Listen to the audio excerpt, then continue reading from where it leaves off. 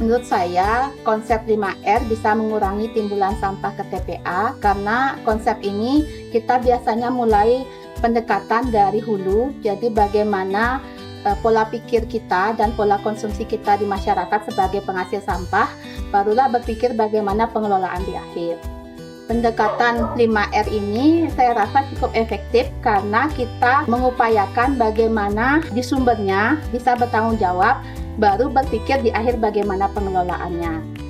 Nah, konsep 5R ini kita mulai dari rethinking.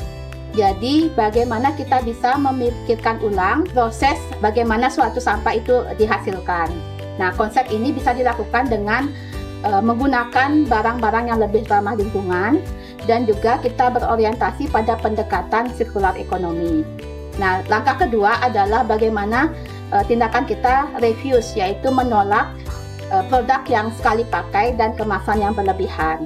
Nah, salah satu contohnya ketika kita berbelanja ke pasar tradisional, kita bisa membawa tas belanja sehingga bisa menolak tas kresek yang diberikan oleh penjual, dan kita bisa menggunakan wadah yang lebih ramah lingkungan. Selanjutnya adalah reduce, yaitu bagaimana kita meminimalkan ataupun mengurangi penggunaan kemasan sekali pakai, dan juga kita bisa beralih yang kemasan yang lebih ramah lingkungan.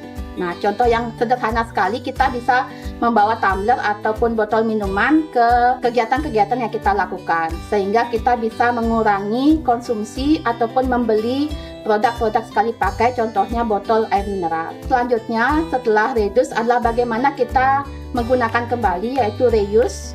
Menggunakan kembali produk-produk yang layak pakai bisa menjadi produk yang bisa kita gunakan ulang. Produk ini salah satunya, contohnya di rumah tangga kita bisa menggunakan barang bekas yang layak pakai seperti ember ataupun panci bekas, bisa digunakan untuk menjadi pot tanaman. Dan langkah terakhir dari konsep 5R adalah recycle, yaitu bagaimana kita bisa mendaur ulang material yang masih bisa digunakan, contohnya produk-produk dari sisa-sisa makanan, dan juga sampah-sampah organik bisa kita daur ulang menjadi kompos. Nah, kompos ini bisa kita manfaatkan untuk menanam sehingga bisa menghasilkan produk yang bisa kita konsumsi sehat di rumah tangga.